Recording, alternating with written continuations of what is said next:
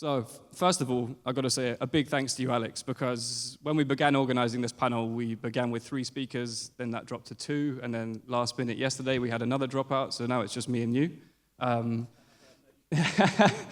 So if you've been keeping an eye on the air taxi industry, particularly in Europe recently, you could argue the preparation for this panel is symptomatic of its performance. But there is a positive side to it for business aviation. This industry is perfectly positioned, I would say, to become a key enabler of these early technologies once certified.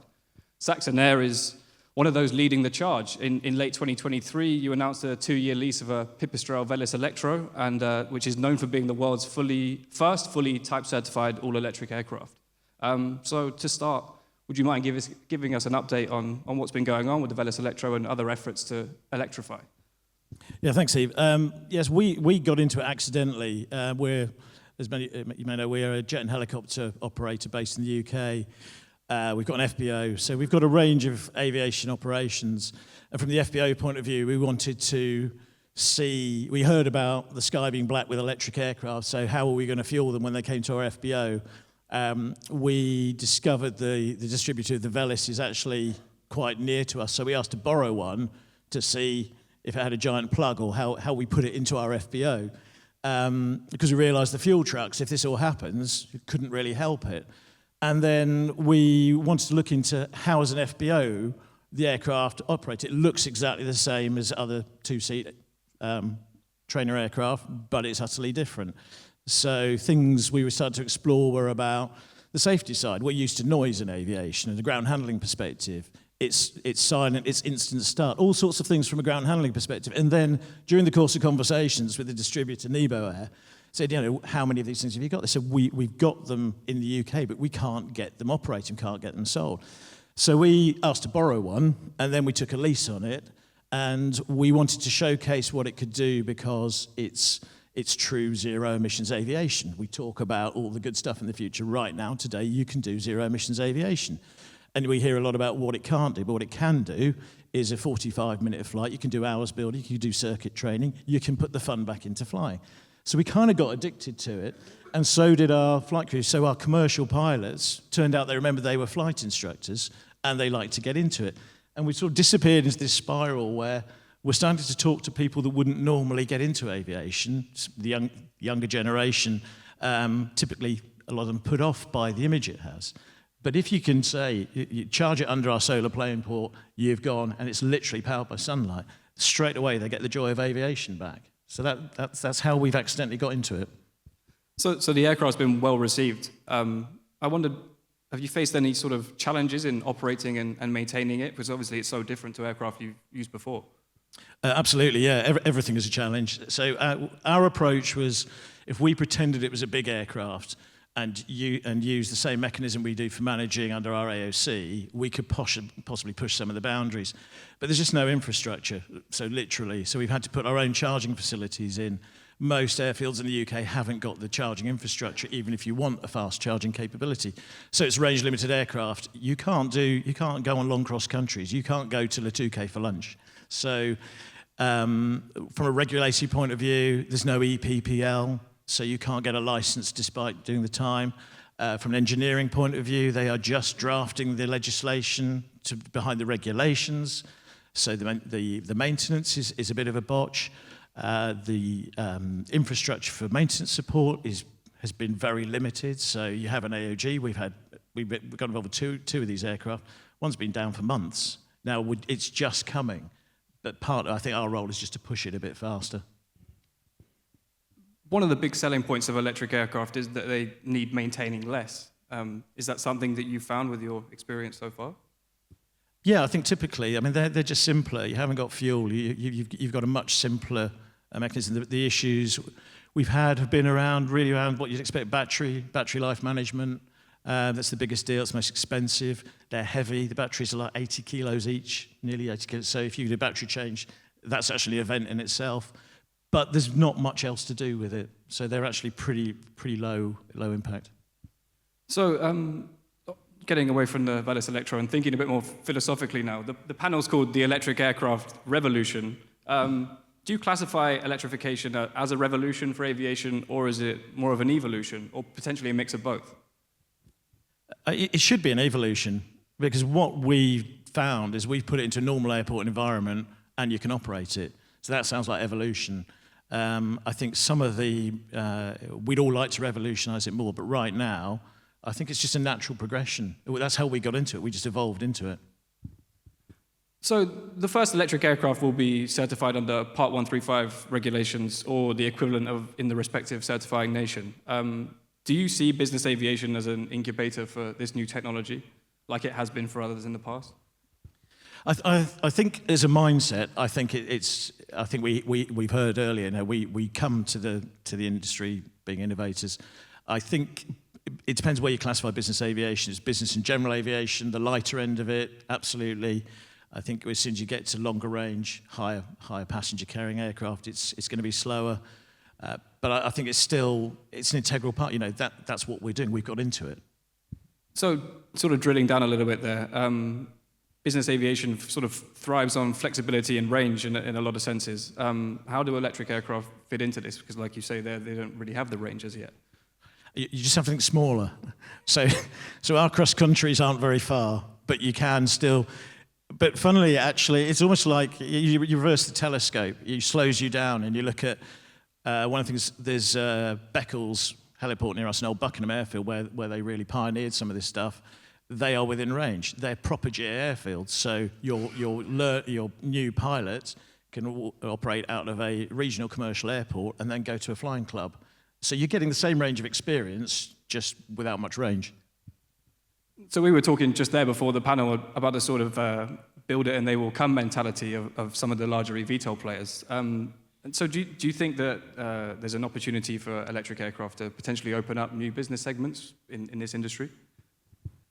Yeah, I think it's limited in the at the moment. You talk about the Velis Pipistrel Velis is just it's a two-seat trainer. I think even with a big jump in battery life, if you got to a four-seater that could do a bit more, you're limited in what that does.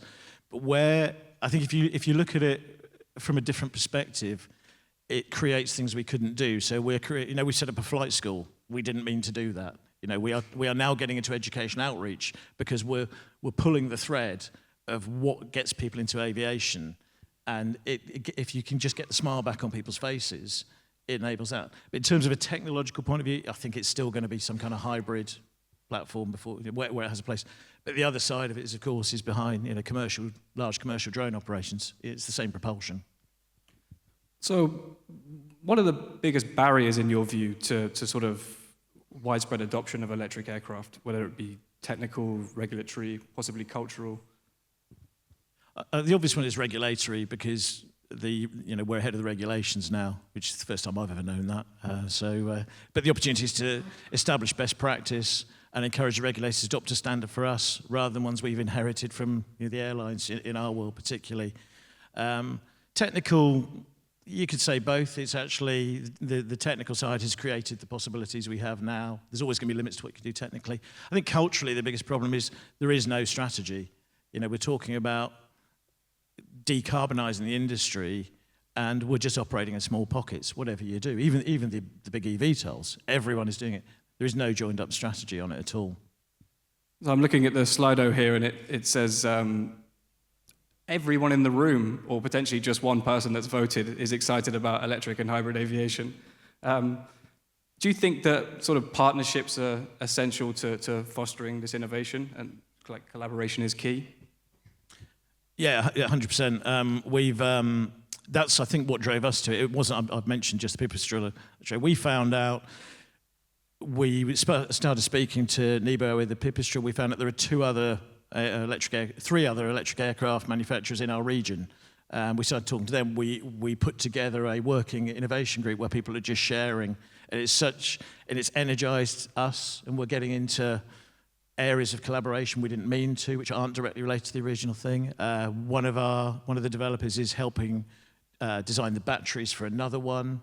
In a traditional world, they'd be competitors. So it's all about the collaboration. And then what you see is the interest that draws from more people seeing what you're doing. Sort of snowball effect. So we've got a few questions here. Any take your fancy? They're all true. The static electricity is a great idea, and I don't know why that hasn't been invented yet. I think the question about learning to fly, yes, and that's what's really hit us is there is. We saw outside, the welcoming friends, that people they start thinking it's bad, and particularly because we haven't communicated what we are doing, and so I found people want an excuse to do it.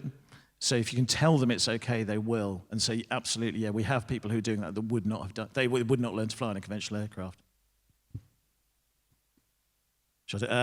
Anyone? There's how long does it take to recharge? It's about 45-minute flight time with reserves, and it's about an hour to get back up to that again. So you can do 3 or 4 sorties a day. How is it affected by temperature? Because I know that's a problem for electric cars. It's not. It's a little bit, but it's manageable. It's not horrendous. The batteries are really they're pretty high tech. And finally, will eVTOLs compete with the heli or light jet market, in your opinion? That's a great question, isn't it? Who knows the answer? In theory, so they've got to come to market, and they've also got to match the market. I think there's a lot of, we were talking about this, where they've been designed because you can design them rather than against a market data piece. I think, so we operate helicopters. I think that's the most likely substitute, and I can see in the next 5 years that there will be an alternative product. Are there any old school questions in the audience? Have a go at throwing this.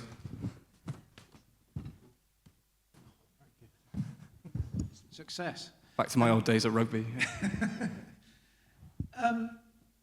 Alex, just as unlikely as this scenario is, let's say you had a customer who came to you and said, I've got a requirement, I'd like to fly myself somewhere that's within range of the Pipistrel, once a week, go and have a meeting, spend a couple of hours at a place where you could recharge it and fly it back. What would the barriers be to you operating that as a commercial service today?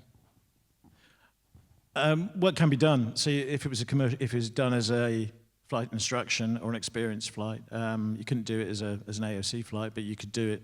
It could be done. Particularly if we'd encourage them to learn to fly, but you could do it. So that can be done. And if you wanted to develop that as a product, let's say suddenly you discovered there were 5 people who wanted to do that, and it became a potential business line. What has to change regulatory-wise or in the wider ecosystem to enable somebody like you to operate that kind of a service? It's no different to the existing regulation. You'd have to move into the air taxi model, so it'd be the same regulatory landscape of taking a Cessna 152 and doing the same thing. So we'd have to at some point add it to our commercial air taxi operation. And you could do that now? Yeah. Okay. Thank you. Any more for any more? Oh, brilliant. Okay. Well, thanks very much, Alex. I really appreciate you coming on. It's been great. That's all. Thank you.